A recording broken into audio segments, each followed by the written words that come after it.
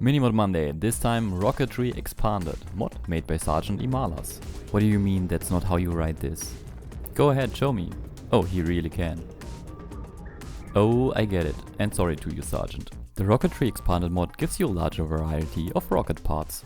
Let us start with the new Spacefarer modules. In addition to the regular Solo Spacefarer nose cone, we now do have the extended Solo Spacefarer nose cone. And while the normal Spacefarer nose cone is only 28 tiles in size, the extended Solo Spacefarer nose cone is 40 tiles in size. In addition to that, we also get the mid-sized Stargazer nose cone, with this module having a size of 54. Then we arrived at the standard Spacefarer module and the extended Spacefarer module. And while the standard module brings a whole 80 tiles, the extended Spacefarer module has a whopping 132 tiles of livable building space inside of the module. This variety increase gives you more options designing your rockets. And here are the materials that you need to build each of the modules. You can either use metal ore or steel. The Stargazer module also needs a transparent glass or diamond. As far as the research goes, the extended Solo Spacefarer nose cone can be found under the Space Program tab in the research tree, and the extended Spacefarer module can be found under Durable Life Support, just like the regular one. We now also have the fortified rocket platform here to the left. It is a more costly version of the regular one, with the benefit of it being meteorite proof. As you can see to the right, the regular rocket platform has been damaged, whereas the left one is completely fine. The rocket platform automation input port finally has been moved out of the exhaust area from the rocket. Here to the right, the cable melted instantly. Let's try this again with copper cabling.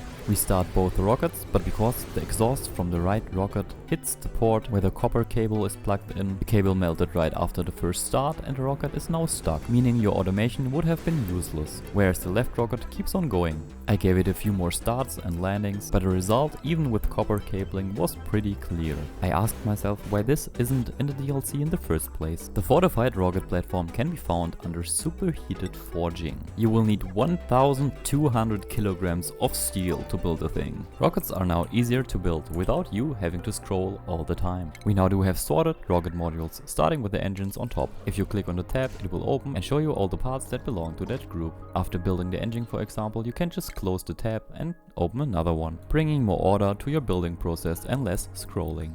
Another new rocket part is the critter containment module, which allows you to store critter without them having to be inside of the Spacefarer module. You can just choose the critter from the drop-down menu. After you've chosen the critter that you want to transport, the dupes will automatically wrangle them up and transport them to the rocket. We do now have a Sage Hedge, a Cuddle Pip, a Longhair Slickster stored, a Smooth Hedge and a Cuddle Pip again, which will give us this lava chamber right here. The critter containment module can be built from 600 kg of any refined metal or steel and 300 kg of plastic or viscogel. By the way, if you set the module to the critter that you desire, any random dupe, even without a ranching skill, can pick them up and deliver them to the critter containment unit. If you deconstruct the module with the pips still inside, they're just being thrown out. The pip didn't like that. The critter containment rocket module can be found under animal control. The next one is the red bolt chamber module, which allows you to transport red bolts to another planetoid. It can store 3000 red bolts and aim in any direction. It can output 25 red bolts minimum and 250 at max with a single shot. The red bolt chamber module isn't found under cargo but under power. Here you can build the red bolt chamber module for 1200 kg of steel and 400 kg of glass. You can research this under red bolt containment. Since you can transport liquids, solids and even gases, now you have the option to transport red bolts as well. Next up we have 3 modules that produce energy, starting with the coal generator module. The coal generator module produces 200 watts of power and is only active during flight. If you go to the power tab, you can build the coal generator module from 500 kg of any metal ore. At the moment it says that you have no power consumer, but you don't need a cable or anything for that. Just place a battery module on top or inside of the rocket. The coal generator module will then be supplied with 300 kg of coal. And as you can see, the battery is not filling up, even though the coal generator module is filled with coal. So let's test this in space. By the way, very cool animation for the Stargazer nose cone. Once the rocket is in space, we can go inside of the rocket and check if the power is supplying the battery.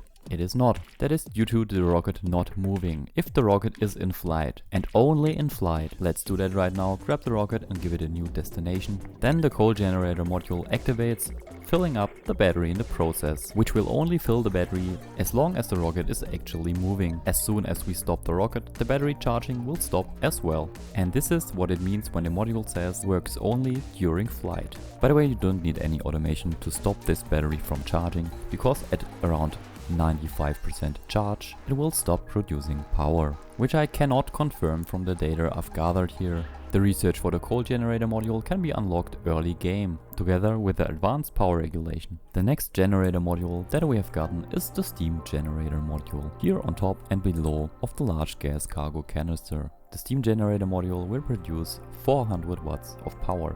And again, this is only active during flight. So how does this work? You need any cargo canister with gas inside of it. For the steam turbine, steam of course. The steam will then be used during flight to create the 400 watt of power I mentioned before. If you also happen to have a liquid cargo tank on the same rocket, the used up steam from the steam turbines will be saved as 95 degrees hot water inside of that cargo tank. It will not be wasted. If you do not do that, I think your water will just be deleted. The steam generator module can be found under the power tab, be built from 600 kg of any refined metal or steel and 100 kg of plastic or viscogel. In order for this to work properly, you will need a battery anywhere on or in your rocket, some kind of gas cargo module, and if you want to recycle your water, some kind of liquid cargo module, which will make your rocket quite big, but you can create a huge amount of energy. The steam generator module can be unlocked mid-game, together with the regular steam turbine. We also have the radioisotope thermoelectric generator, the RTG. This power source draws its energy from the slow decay of radioactive isotopes, which will produce 120 watts of power. In order to power the thing, you need 50 kg of enriched uranium.